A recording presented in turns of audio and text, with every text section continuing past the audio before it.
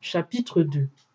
Ayant donc renoncé à toutes sortes de malices, de fraudes, de dissimulation, d'envie et de médisance, désirez avec ardeur, comme des enfants nouvellement nés, le lait spirituel et pur, afin que vous croissiez par son moyen.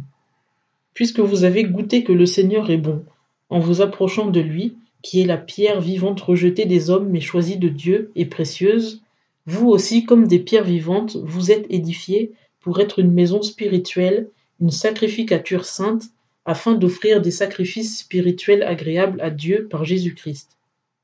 C'est pourquoi il est dit dans l'Écriture, « Voici, je pose en Sion une pierre angulaire, choisie, précieuse, et qui croira en elle ne sera point confus. » Vous en recevrez donc de l'honneur, vous qui croyez, mais pour les incrédules, la pierre que ceux qui bâtissaient ont rejetée est devenue une pierre angulaire et une pierre d'achoppement et un rocher de scandale.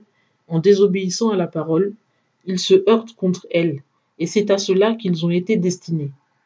Mais vous, vous êtes la race élue, la sacrificature royale, la nation sainte, le peuple acquis, pour annoncer les vertus de celui qui vous a appelés des ténèbres à sa merveilleuse lumière. Vous qui autrefois n'étiez point un peuple, mais qui êtes maintenant le peuple de Dieu, vous qui n'aviez point obtenu miséricorde, mais qui maintenant avez obtenu miséricorde. Bien-aimés, je vous exhorte, comme des étrangers et des voyageurs, à vous abstenir des convoitises charnelles qui font la guerre à l'âme, ayant une conduite honnête parmi les gentils, afin qu'au lieu qu'ils médisent de vous, comme si vous étiez des malfaiteurs, ils glorifient Dieu au jour de la visitation, en voyant vos bonnes œuvres.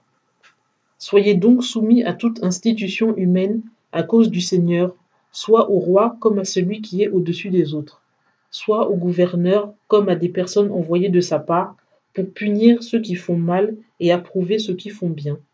Car ceci est la volonté de Dieu, qu'en faisant bien vous fermiez la bouche à l'ignorance des hommes dépourvus de sens, comme étant libres, non pour vous servir de la liberté, comme d'un voile pour la malice, mais comme des serviteurs de Dieu.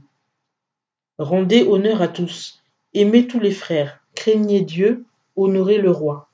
Domestiques, soyez soumis à vos maîtres en toute crainte, non seulement à ceux qui sont bons et indulgents, mais aussi à ceux qui sont difficiles. Car c'est une chose agréable à Dieu que quelqu'un pour un motif de conscience endure des afflictions en souffrant injustement.